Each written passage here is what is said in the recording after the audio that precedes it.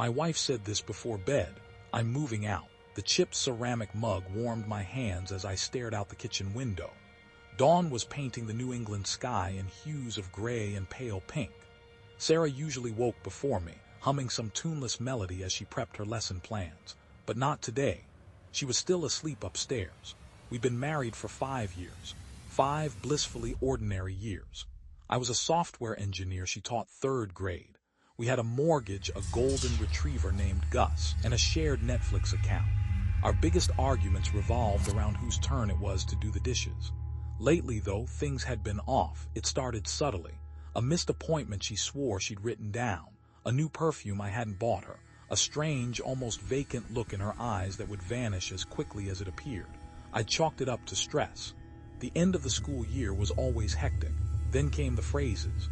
Words Sarah simply wouldn't use.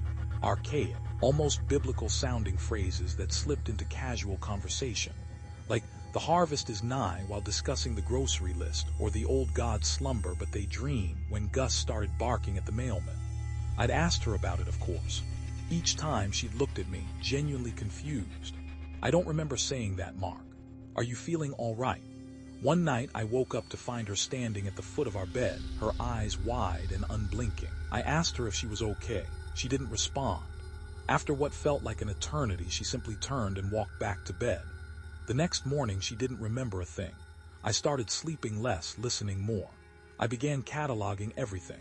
Her eating habits changed. She used to love Italian food now. She only wanted rare steak, practically raw. She started wearing her grandmother's antique silver locket, a piece she'd always said was too heavy and outdated. The internet became my silent confidante. I typed symptoms into search bars, desperately seeking a logical explanation. Sleepwalking, stress-induced psychosis, early onset dementia. Each potential diagnosis felt like a dead end. Mrs.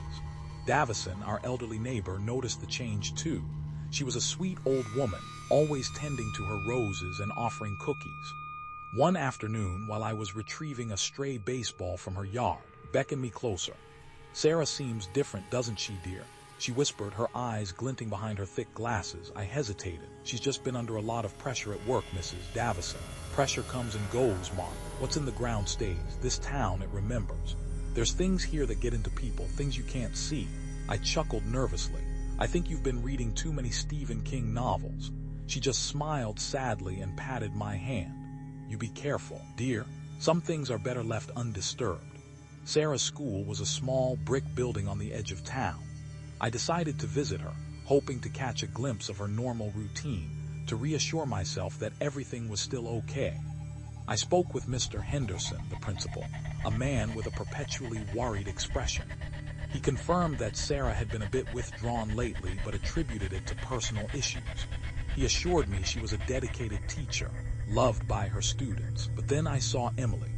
Emily was a small, pale girl with dark circles under her eyes. She lingered near the doorway of Sarah's classroom, clutching a tattered doll. When she saw me, her eyes widened in fear.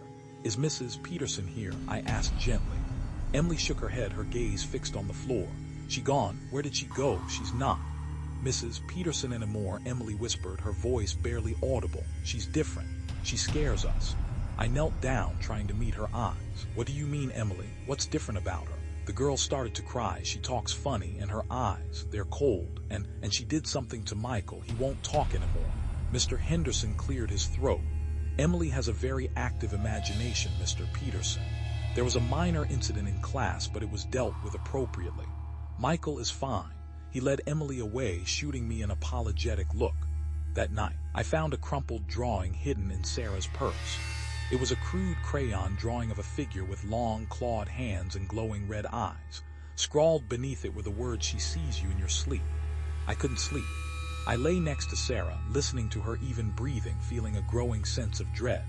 I tried to wake her, but she wouldn't stir. It was like she was in a coma. Then she spoke.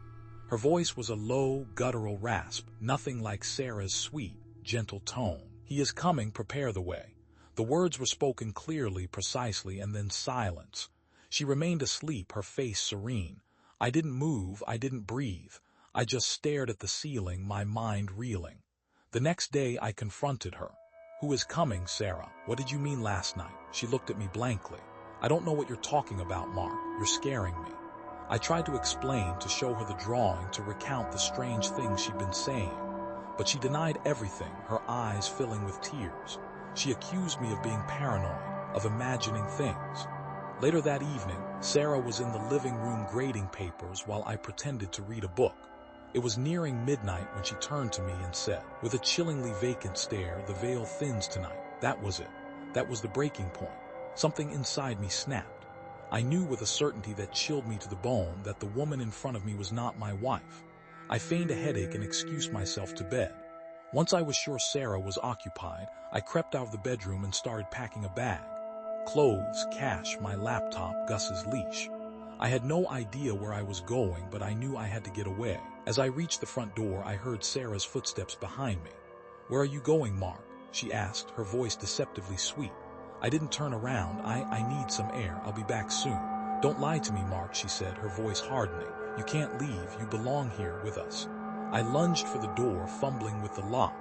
I heard her move closer, her breath hot on the back of my neck. "You can't escape what's coming, Mark. It's already inside you." I wrenched the door open and ran, Gus barking frantically at my heels. I didn't look back. I jumped into my car, started the engine, and sped away, leaving Sarah standing in the doorway, silhouetted against the porch light. I drove for hours, adrenaline coursing through my veins. I didn't stop until I reached a small gas station on the outskirts of a town I didn't recognize. As I filled the tank, I glanced in the rearview mirror. My blood ran cold. Standing in the middle of the road behind my car was Sarah. Her face was pale, her eyes black and empty. A chilling smile spread across her lips.